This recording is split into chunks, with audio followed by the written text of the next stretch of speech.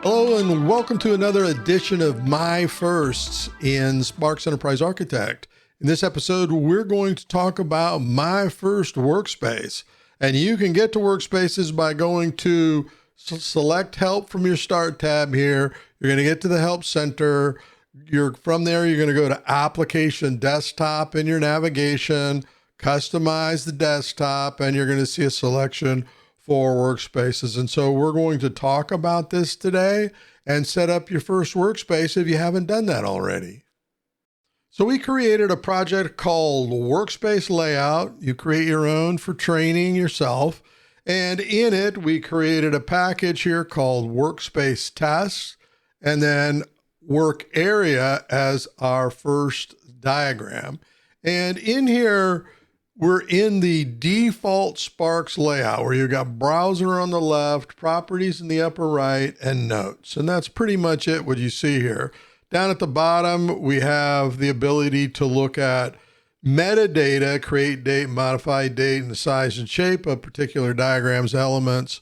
That status bar is there, and it is set up by preferences. And I will do a video on detailed on setting up preferences, what each one of the preferences are in a later session. So how to get to Workspaces is simple. From the Start tab, you see right here, Workspace in the All Panels window. We're going to go ahead and select it. And you can see there is some workspaces that are already set up for you. The first one is default. If you ever want to get back to it, this is what the default workspace looks like. And so we're going to launch it again, Workspace. Then you have something called Clear. We'll go ahead and hit it. And basically, it just clears all the tooling. It just gives you the work area for you to start modeling in. But this is kind of tough because you don't necessarily have the tools. You could certainly hit the space bar in here and get to the menu and create things. But that's not what this video is about. Let's go to Workspaces again, and we're going to go to Browse. So in this particular case, we move from Clear to Browse. And it's just setting up the browser window with some tabs down below, Inspector and Focus right here. So let's look at the next one. So we go to Workspaces. Let's go to Wide View. Wide View basically gives you some pop-ups on the left, a little bit different than Clear, right? And pop-ups on the right. Gives you a wide work area, and this is great for smaller screens, notebook computers, laptops, etc. Let's look at the next one. So you can go down through here, Explore, Core Modeling, Gap Analysis is one I want to look at. Trace by Matrix. Gap Analysis, basically we're moving from this area into Browser on the left, Properties on the lower left, and then it brings up the Gap Analysis Matrix. It's a more advanced subject, but very important when you want to do that. So Sparx provides you a lot of canned workspace layout simulation. This is what their simulation looks like. So play around with these when you have the time. Now I'm going to go back to the default workspace layout. So we're going to go here, Design and Construct. We're going to select Default, and it's going to bring us back to the default. You notice it leaves up the matrix here. It didn't change that. It's just saying, hey, I want to move back to my default layout, browser on the left, properties in the upper right, notes in the lower right.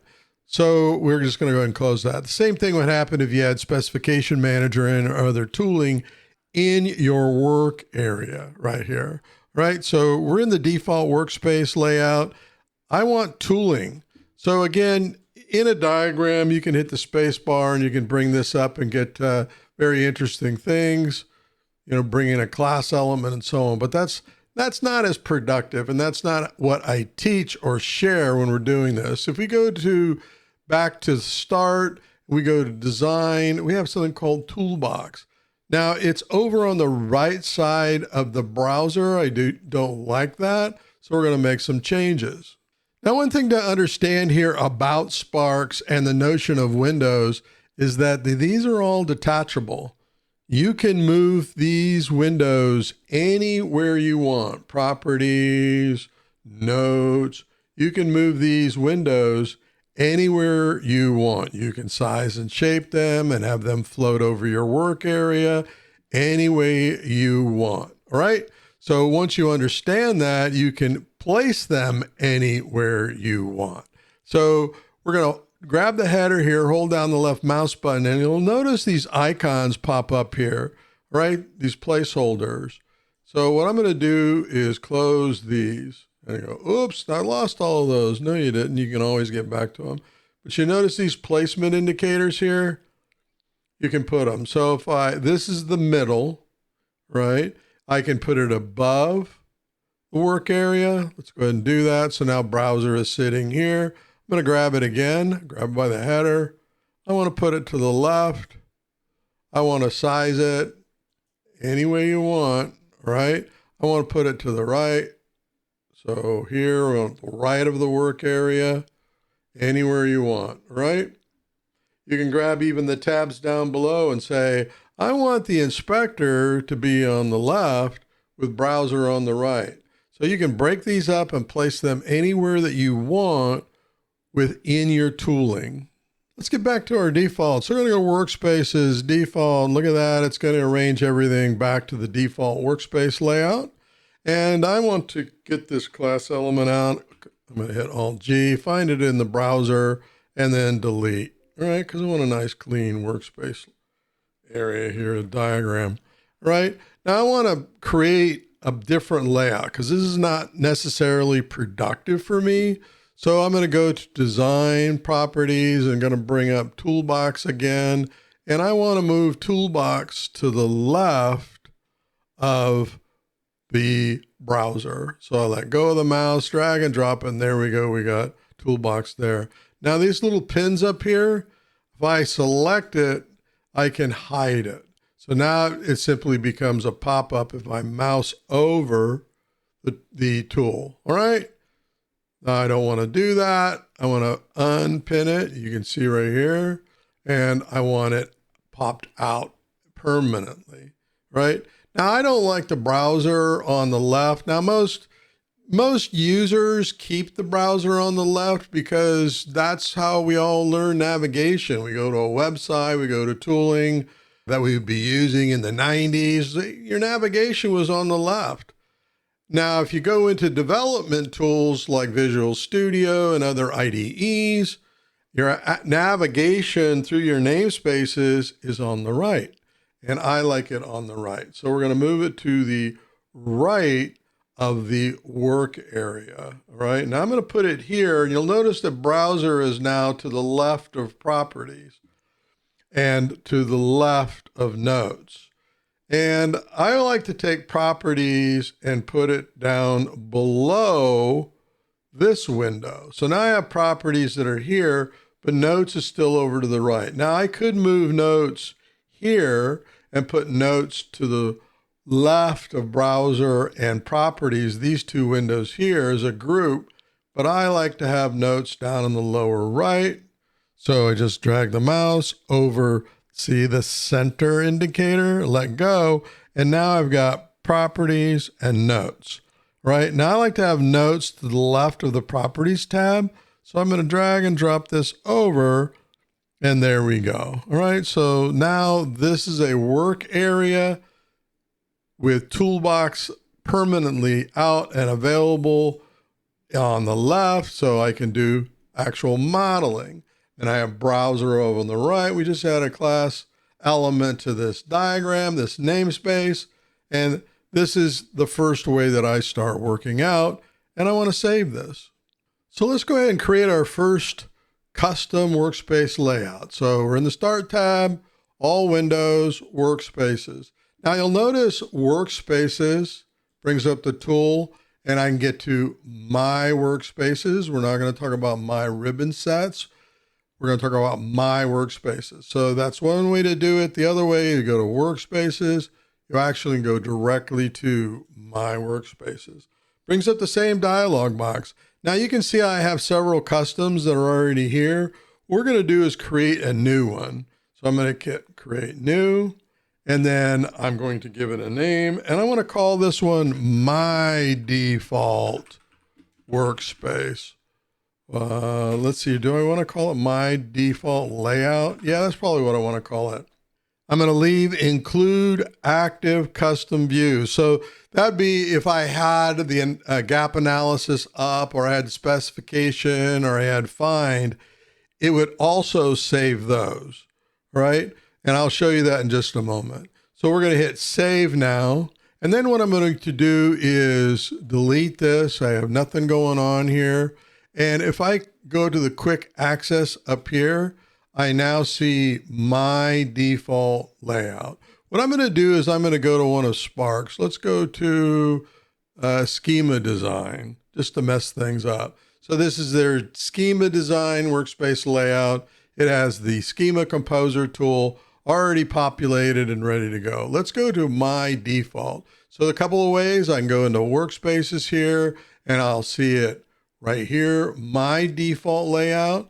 Or what I prefer to do is up in the very upper left, if you click the quick access button, you'll see user layouts, right? These are custom layouts. Let's go to my default layout.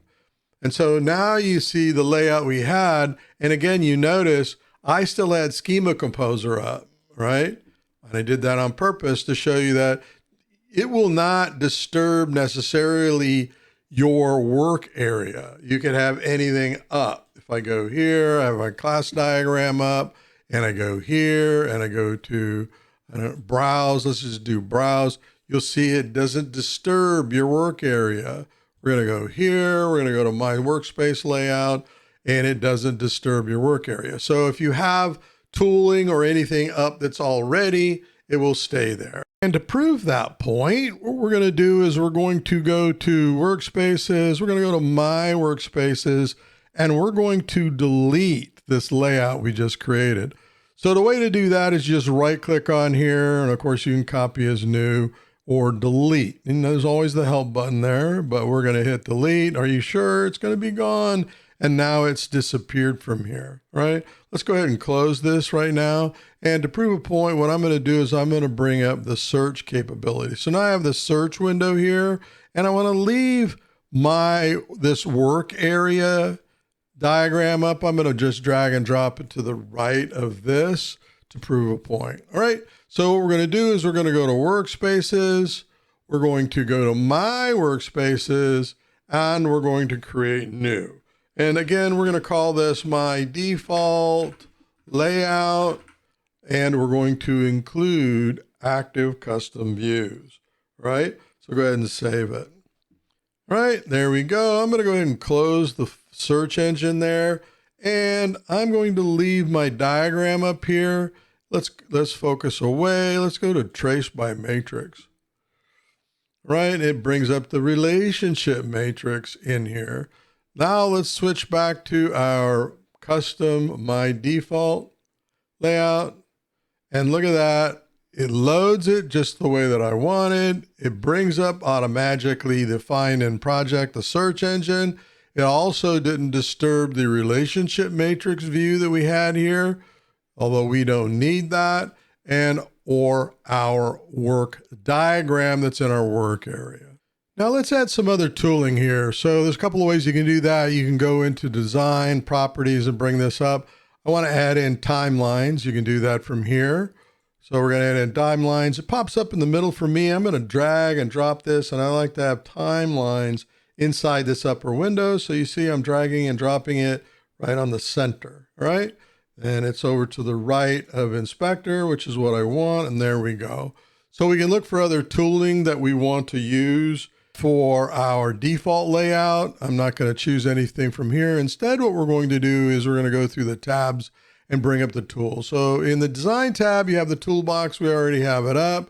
You have timelines. We already have that up. Are there any other tools here that we want? I'm going to go ahead and skip them, go right to layout. In layout, one of the tools that I love having, and I think is a must-have, is pan and zoom.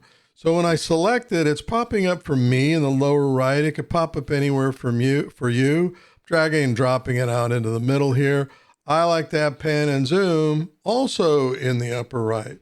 So now I have browser, inspector, timelines, and pan and zoom that allows me to move around my diagram.